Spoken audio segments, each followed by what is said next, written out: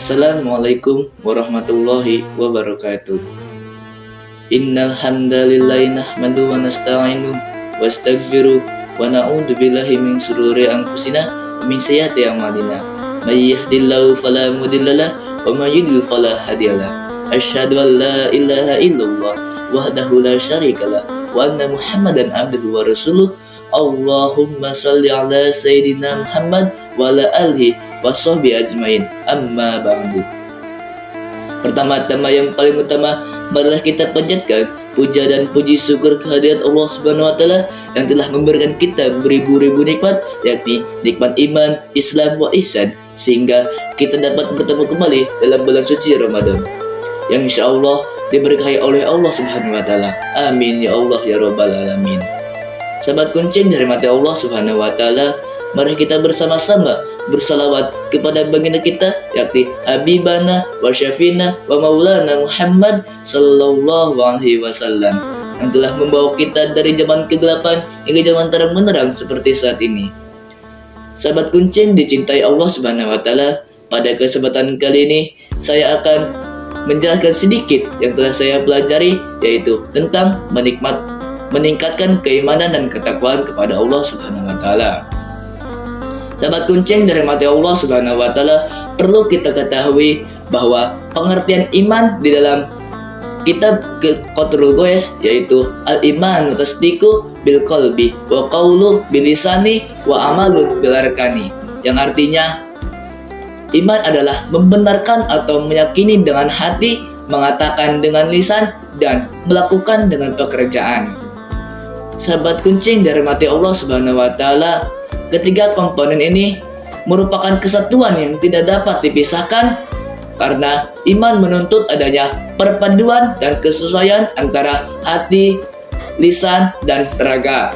Sahabat kunci yang dirahmati Allah Subhanahu wa taala, adapun pengertian takwa secara bahasa yang artinya sedikit bicara, kilatul kalam, atau sikap penghalang di antara dua sesuatu, yaitu al-hajiju bainas sayyi'aini. Sedangkan menurut istilah adalah imtisalu amrillahi wa izanaba nawahihi, yang artinya melaksanakan segala perintah Allah dan menjauhi segala larangannya. Sahabat kunci yang dirahmati Allah Subhanahu wa taala, Allah berfirman dalam Quran surat Al-Imran ayat 102 yang berbunyi, A'udzu billahi minasyaitonir rajim. Bismillahirrahmanirrahim. Ya ayyuhalladzina amanu taqullaha haqqa yuqatih wa la tamutunna illa wa antum muslimun. Yang Shadaqallahul adzim. Al-ayah, yang artinya, wahai orang-orang beriman, bertakwalah kepada Allah dan sebenar-benar takwa kepadanya, dan janganlah kamu mati kecuali dalam keadaan muslim. Quran surat Al-Imran ayat 102. Dan jelaskan juga dalam ayat yang lainnya, yaitu Quran surat At-Taubah ayat 119 yang berbunyi, A'udzu billahi minasyaitonir rajim.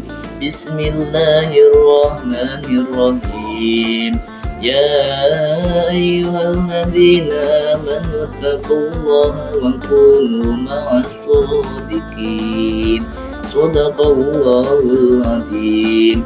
Al-ayah, yang artinya, wahai orang-orang beriman, bertakwalah kepada Allah dan bersamalah kamu dengan orang-orang yang benar. Quran surat At-Taubah ayat 119. Dari beberapa ayat yang saya bacakan tadi, bahwa meningkatkan keimanan dan ketakwaan kepada Allah dapat dilakukan dengan beberapa cara. Di antaranya, yang pertama, memperbaiki kualitas sholat, yaitu dengan melaksanakan sholat fardu tepat waktu dan menambah sholat sunnah yang dianjurkan seperti qobliyah dan ba'diyah, sholat tahajud, sholat duha, dan sholat sunnah yang lainnya. Yang kedua, membaca dan memahami Al-Quran. Di antaranya mentadaburi atau merenungkan dan mengamalkan isi kandungan Al-Quran sebagai petunjuk dan pedoman hidup. Yang ketiga, memperbanyak zikir dan doa, yang berarti mengingat Allah dalam setiap aktivitas untuk menenangkan hati dan meningkatkan kedekatan diri pada Allah yang Maha Suci.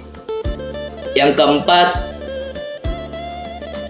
menuntut ilmu agama.